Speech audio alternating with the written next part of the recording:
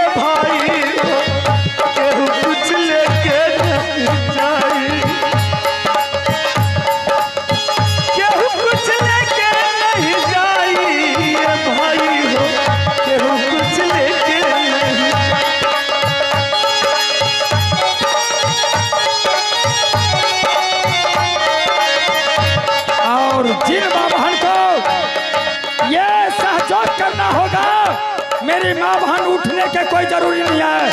हाथ उठाकर भिक्षा देना है तो हाथ उठाकर बुला लीजिएगा, हमारे खुद भिक्षा लेने के लिए आपको नजदीक चले जाएगा।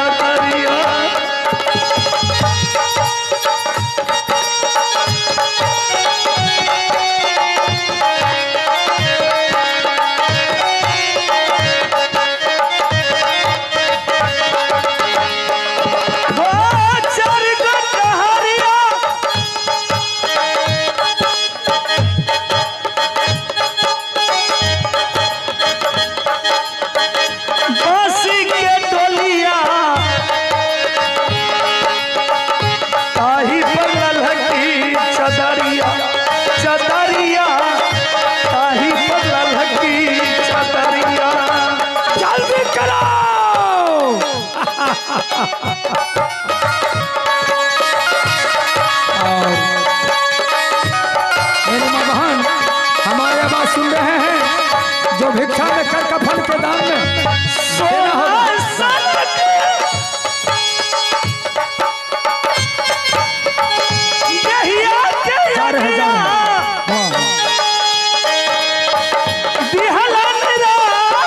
बनाई ये भाई हो, कुछ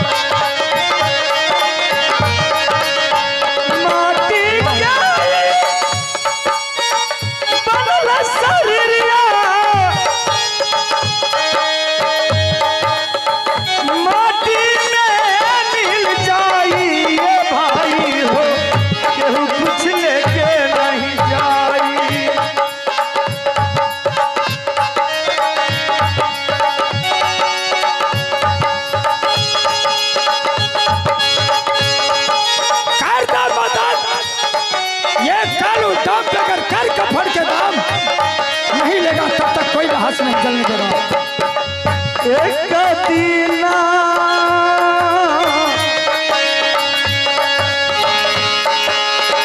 रही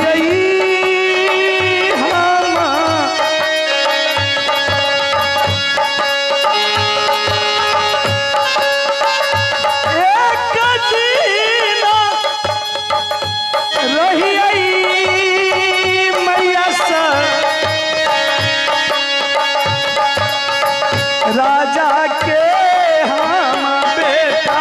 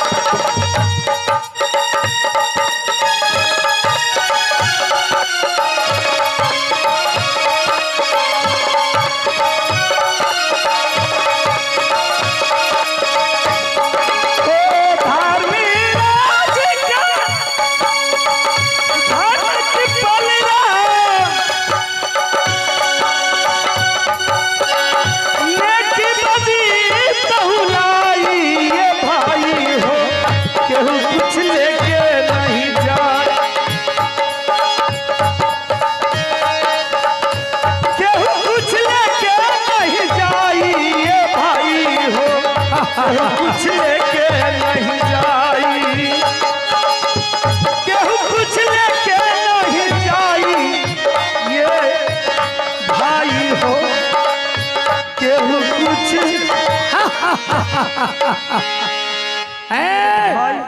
बताओ तूने कर कफन के दाम भीख दुख मांगकर ये कालू डम को हवाले करो और चलो लहास उठाओ। मैं वह घाट बताऊंगा, उस घाट पर तुम लहास जला देना। ठीक है भैया, हवाले करो पैसा। भैया मैं आपको विश्वास नहीं हो रहा है, इस समाज में मैंने भीख मांग चुका हूँ। अब जो है आप तो पहले विश्वास तो हो रहा है ना, इस लहास को उठा करके ले चलिए और आप मेरे माँ को दाद संस्कार करवा दीजिए और ये आपका पैसा जो मांगा हुआ भीख है वो आपको हम दे देंगे। चलिए भैया चलो चलो लहास उठाओ, घाट बताऊंगा मैं। जल्दी से चलिए भैया जी,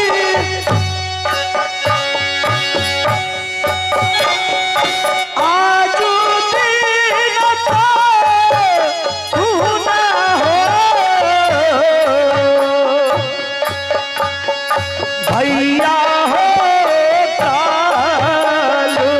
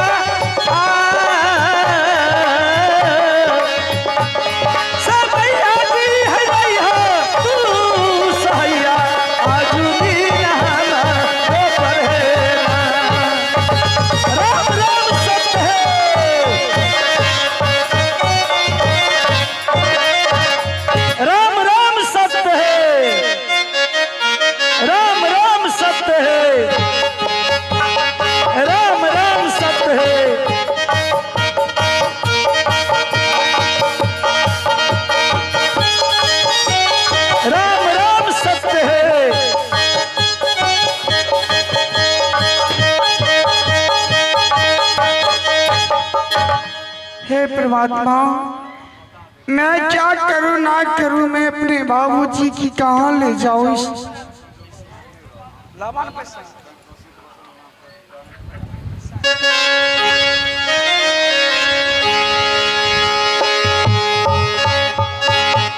हाँ मैं यहाँ बचा लायो बाबूजी,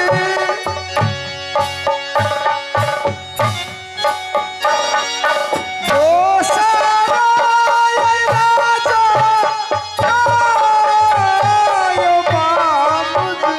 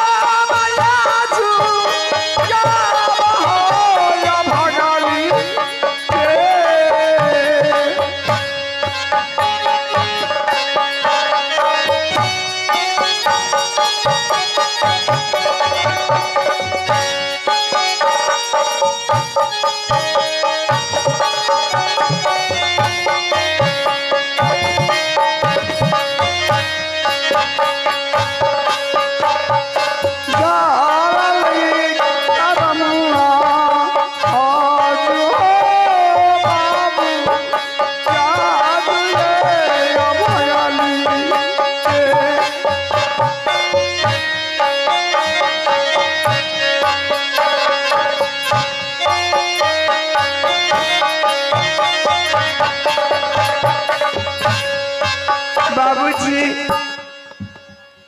आप गेलो दोसर राज। बेटी रूपवती, हाँ बाबूजी, ई कौन राज आबि गेल ह? ए राज की पता नहीं है, लेकिन चलू कदम अगल बगल में झोपड़ी गिरा दी, दोनों बाप बेटी गुजर कर। सोचे छी बेटी, ई क्या दिन तक हम तो बउआइत रहब, कतौ एगो स्थान पकड़ो। चलो या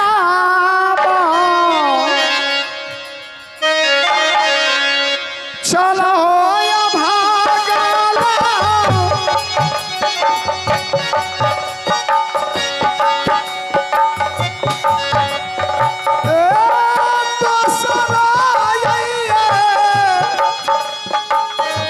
जय भैया राजों ने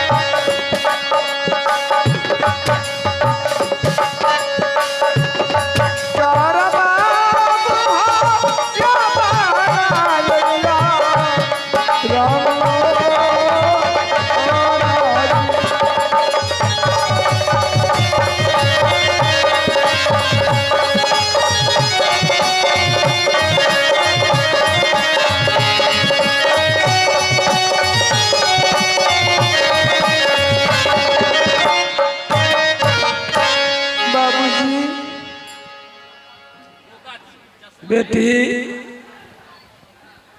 ठीक छे, आराम करो। रात तो ठीके बहुत भगल बेटी, लेकिन ऐठन ककरो देखे नहीं छिया। जंगल में बाघ हरिन शेर सदुर सब रहिया। रात के वजह से जन कुछ देर बिलमा लिया, सुबह होते चल जेबे। लोछा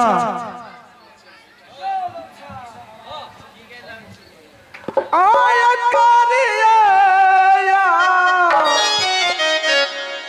रामाया राम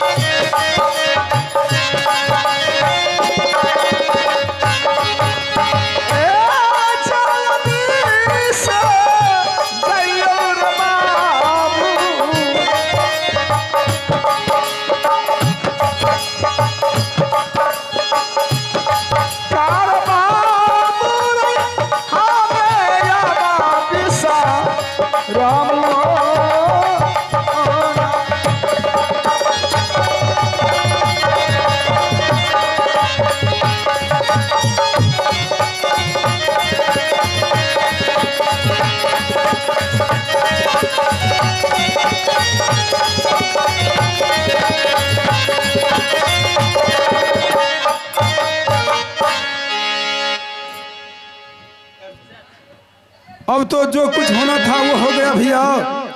मैं यहाँ पर शीत बसंत को बुलाता हूँ और उसे समझा बुझाकर उसको बाद शिकार खेलने के लिए मैं तैयारी हो जाऊंगा। अरे जाना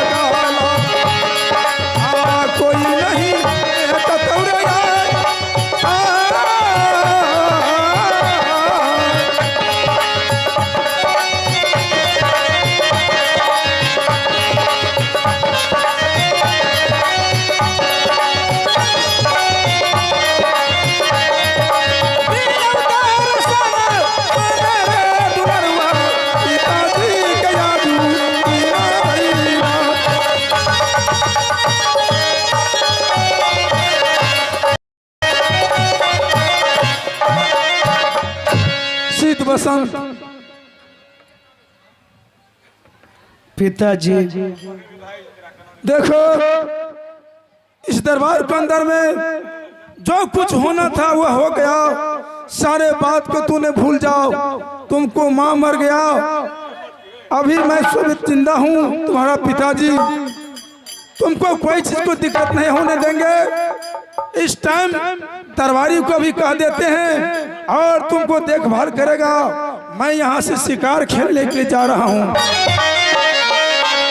आबे सोना के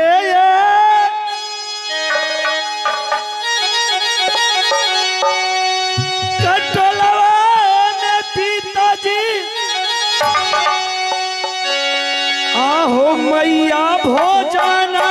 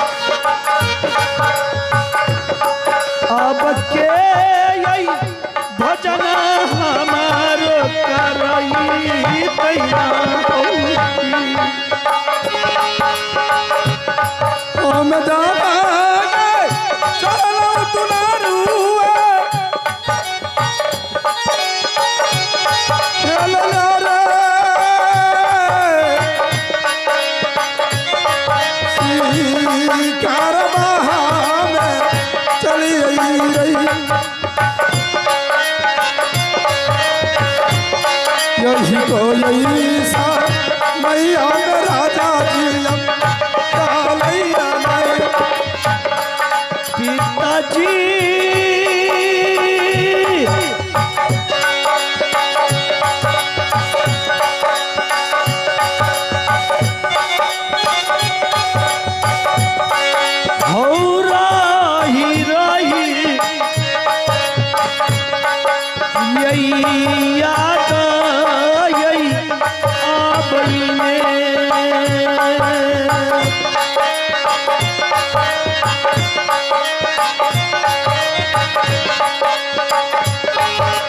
आबे मैया परवाई बात के होती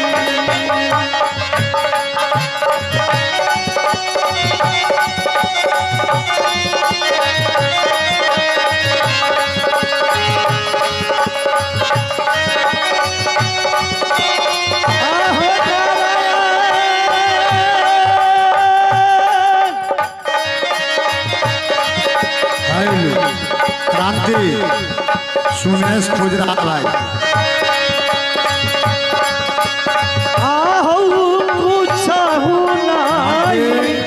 एक आदमी को दवाई लाना है, दुकान पे आ जाओ। यही दिनमा यही बीतलई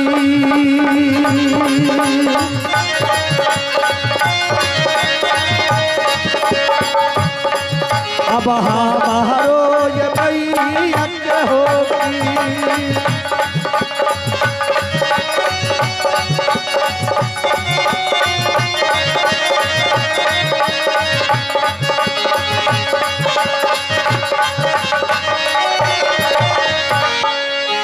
पिताजी। हाँ, एक तो मेरी माँ इस दुनिया में छोड़ करके चली गई। मुझे वो माँ जो सोने की कटोरे में भोजन कराती थी, अपने आंचल से मुहे मुंह को पोंछती थी। जब तक इस शीत बसंत को नहीं देखती थी तो वो चैन से नहीं रहती थी।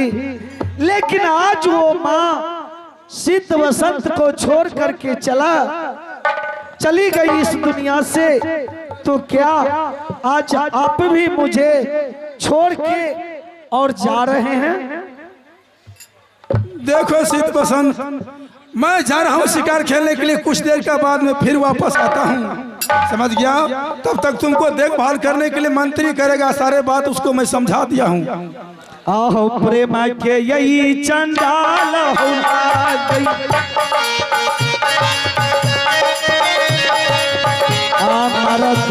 ये जाति हो गई। पथल के हो छतिया तोहरो ये लागना हो।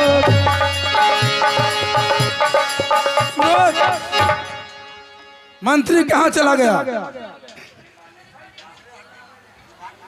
रिकॉर्डिंग डांस ठीक है, एक रिकॉर्डिंग होगा, इसलिए आप काहे चिंता करते हैं। भागल गई गरिया हो चाला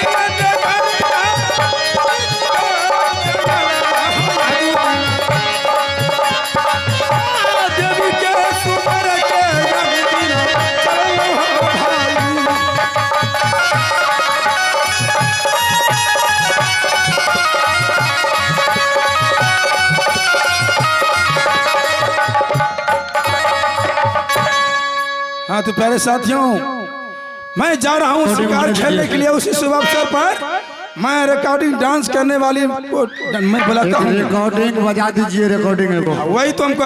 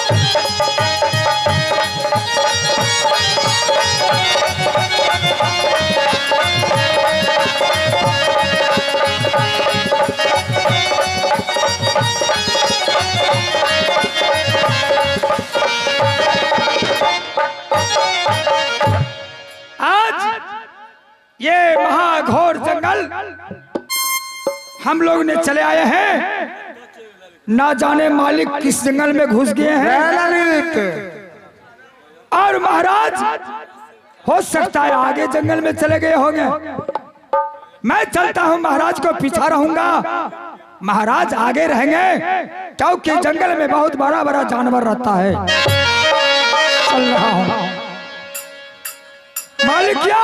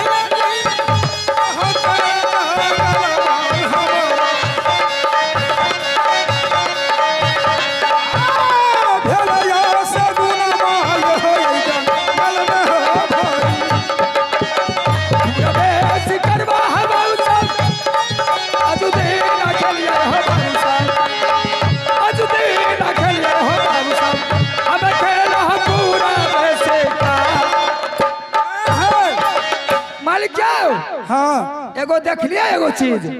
मैं तो कुछ नहीं देखा हूँ। बड़ा भारी जानवर छे मालिक। कहाँ है मुझे दिखा दो। दूगो छे मालिक, दूगो। क्या उसे मैं पीछे करूँ? हाँ आइए मालिक।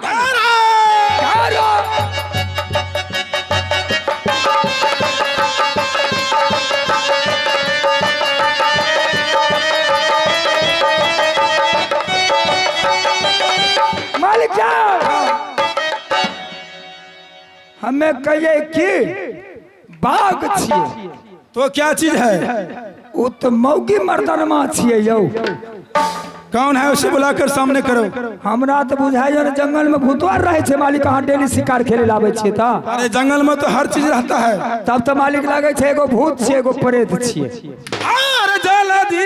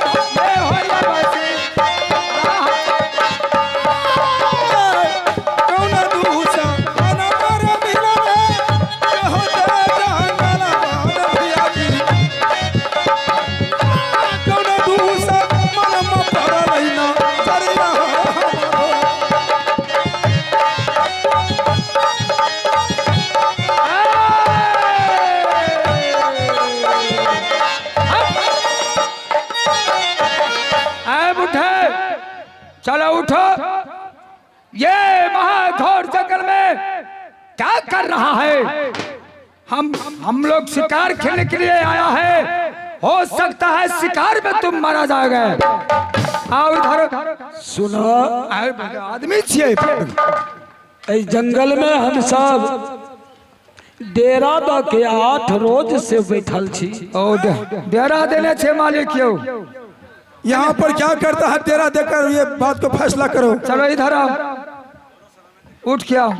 अरे बाप रे बाप, गाय माय बुढ़बा के देखे छियै दोसरे काम। सुना हाँ? की चाहे छ तू? अरे हमरा तो 2 नंबर बुझा रहल यऽ। ए जंगल में की करे छ? सुना, हाँ 2 नंबर और 4 नंबर के ये कहानी छोड़ा। हम सब विपतपुर शहर के हाँ विपत सिंह राजा छी। बेटी के नाम रूपवती पड़ैया। ओ बेटी छै अखन तो गलते बोले जे थोर हमरा नु। जवानी में परिवार गुजर गेल। अच्छा कोई आय उपाय नहीं रहल विपतपुर में। बेटी शादी भेल छ बेटी क्या? नहीं, हमरा लग के हमर बेटी गांव घर टोला टापर शहर बाजार में भीख दुख मांग के दोनों बाप बेटी गुजर करे छ। कल के मानियो तो देव ने था पत्थर, मानियो तो देव ने था पत्थर। आई सरकार छतनी के गरीब दास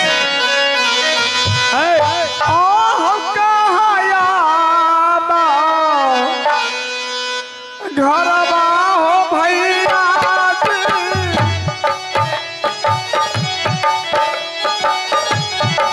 हमसे पूछ रहा है।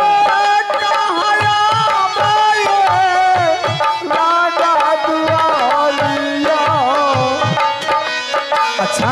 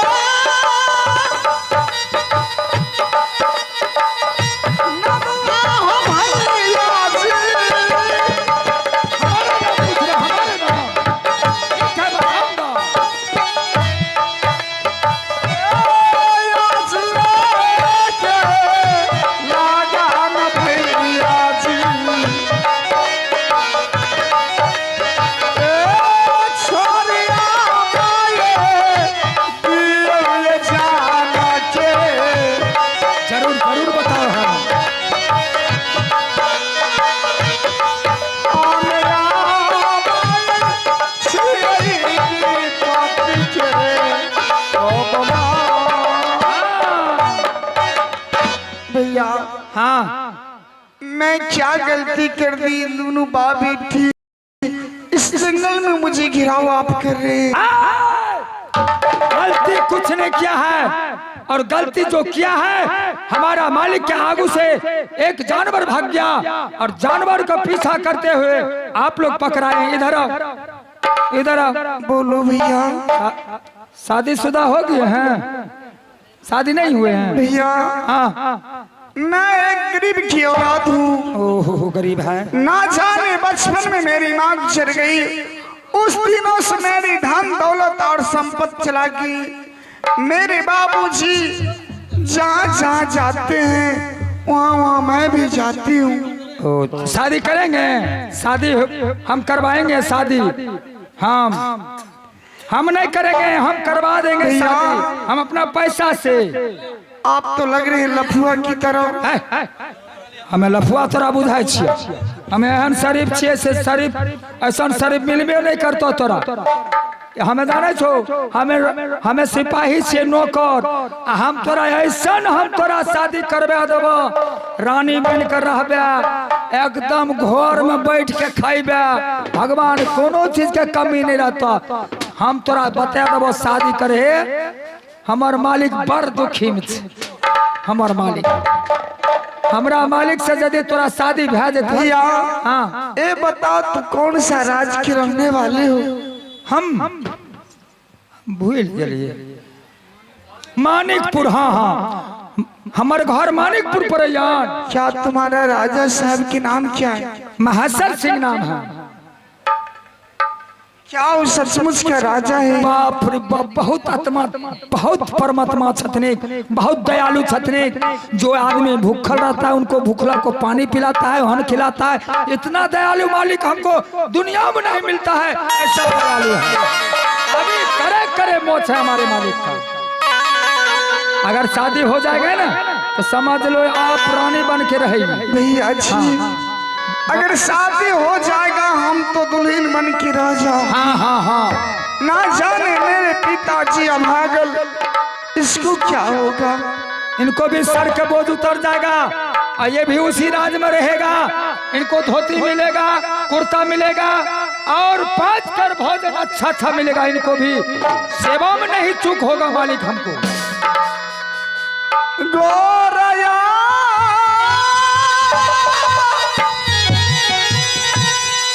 चलो चलो हम करवा देंगे शादी।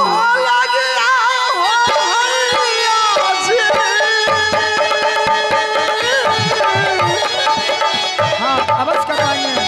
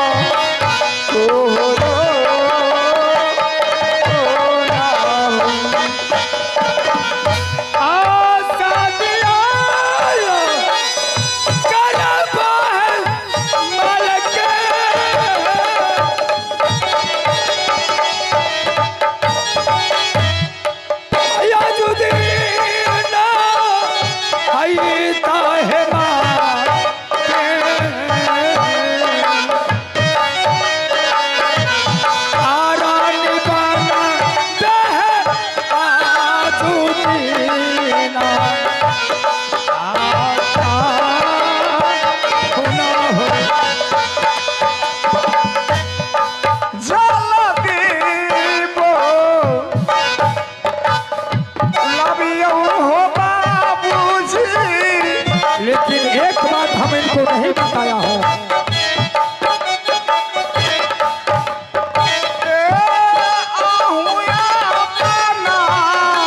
राजा ये जी के जरूर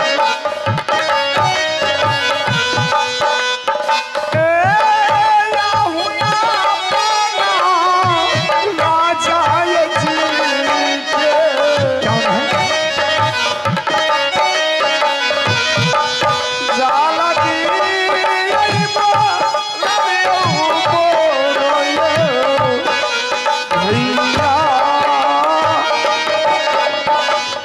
देखो एक बात कह रहा हूँ, उनको पास में 2 बच्चे हैं। हम पहले कह देता हूँ, कहिएगा कि 2 बच्चे वाले को साथ में तुम हमको शादी करवाए हैं, लेकिन दोनों बच्चे 3-3 महीना के बच्चे हैं। दोनों बच्चे को संभालना होगा आपको।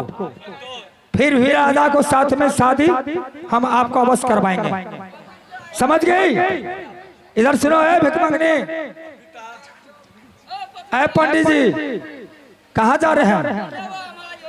ऐ गरीब, ऐ भिखमंगनी इधर सुनो। हाँ भैया हम पहले बता दिया हूँ कि 3-3 महीना के 2 बच्चे हैं उनको। अभी तो बहुत नाबालिग होगा। बहुत नाबालक है बच्चा, 3 महीना का ही है। दोनों बच्चा को संभाल को रखना पड़ेगा। क्या उसके पास माँ है कि नहीं है? माँ मर गई उनको। उस दिन से हम लोग भी अनाथ हैं, इसलिए तो हम आपको कह रहे हैं कि आप शादी आपको से साथ में हो जाएगा राजा को, तो हमको भी आप सेवा करेंगे, हमारे घर में भी रहेंगे आप, इसलिए शादी हम करवा रहे हैं।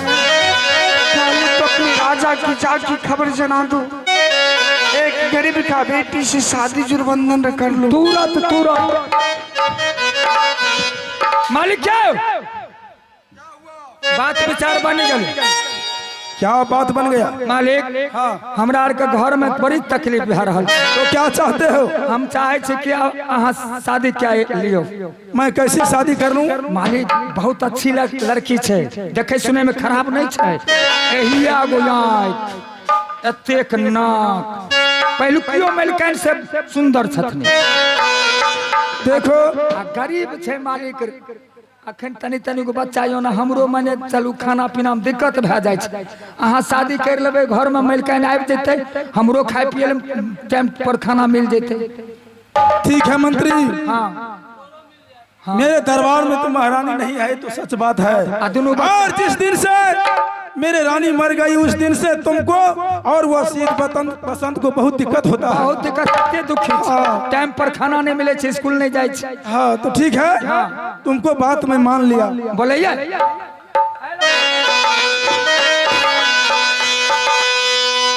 बोलो भैया। हमारे मालिक तैयार हैं।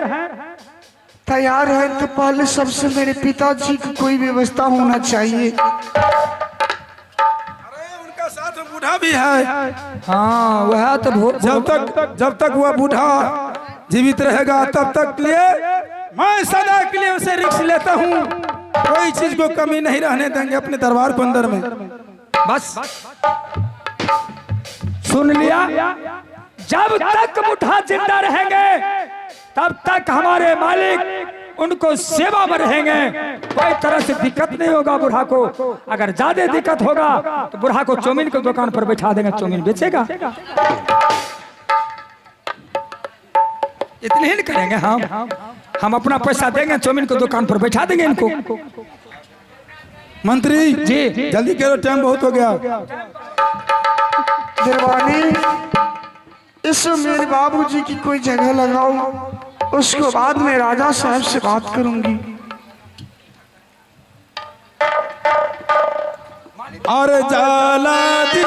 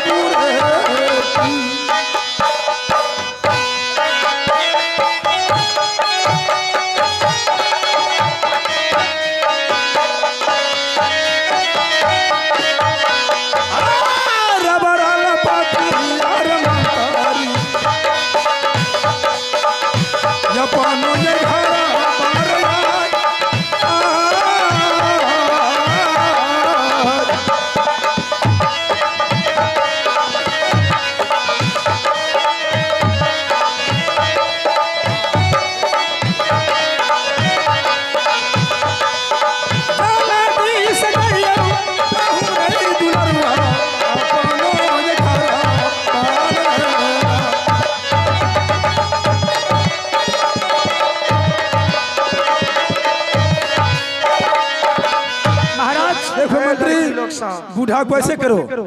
बूढ़ा को क्या करेंगे? कोई टेम्पू है तो पकड़ा दो मेन रोड पर जाकर, समझ गया? हाँ। अपने घर पे जाकर उतर जाएगा, तब तक यहाँ से तुम फोन कर दो अपने घर पर। ठीक है, इनको ले चलते हैं। हाँ, शीत या बसंत को किसी को नंबर लगाओ। ठीक है।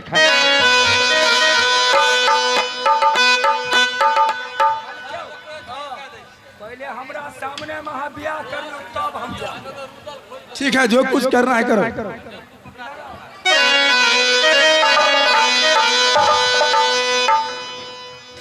हम सब व्यवस्था करने छिए, हमरा नजर के सामने में अहाँ जयमाला कर देबै, हमरा विश्वास भए जेतै। गाय छोड़ी और गाय ये नखिया बरका सखिया मुर्गी सुनारे छाड़ा तोरा के पता नहीं छौ, खाली बैठ के खाइ छ तू। मालिक का सगाई है, सगाई। हाँ, जंगल से एगो लड़की आनलिए न बढ़िया। अच्छा मंगल करबी ओइ में। हाँ, सगाई करबेबे मालिक के। चल चल जल्दी करा, जल्दी करा चल। सुना बोली न रे टाटी वाला। तोरार के लगन के गीत आर नहीं आवे छौ? ना, ये तो गाई ना। ऐले सुबह के लगाना।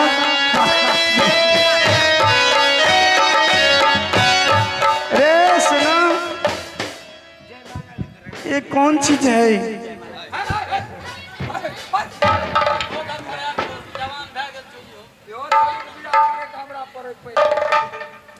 श्री रघुबरी कोमल नयन बरन को पहनाओ जयमाला, पहनाओ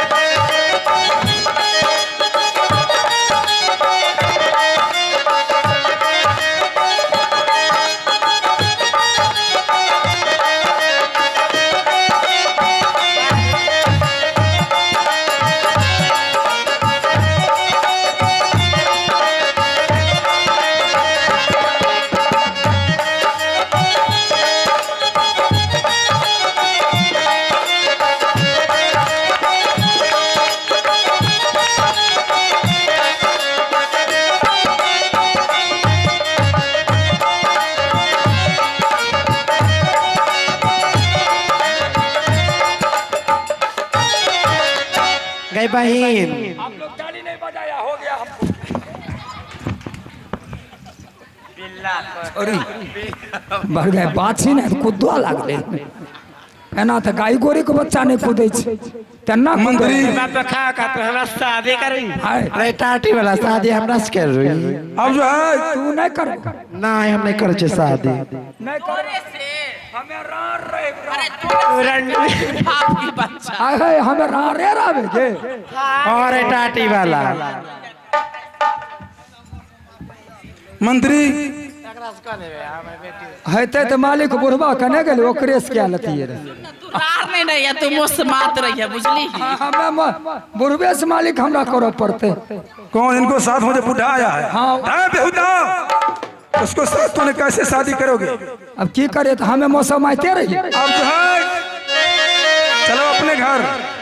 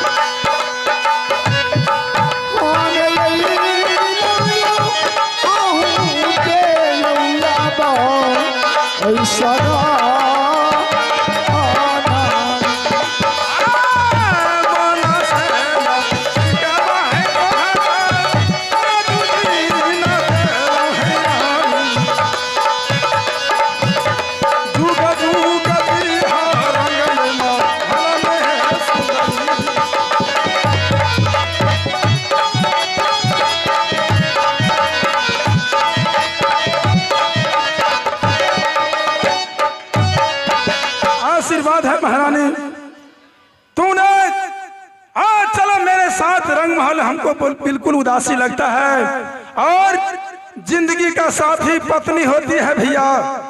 आज दिन आज तारीख से तूने हमको पत्नी बन गई, मैं तुमको पति बन गया।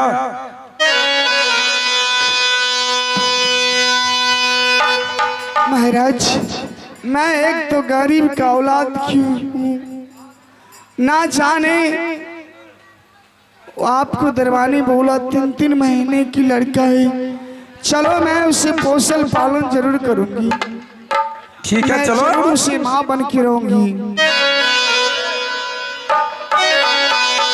आया चलाया बा, चलायो बला मागे।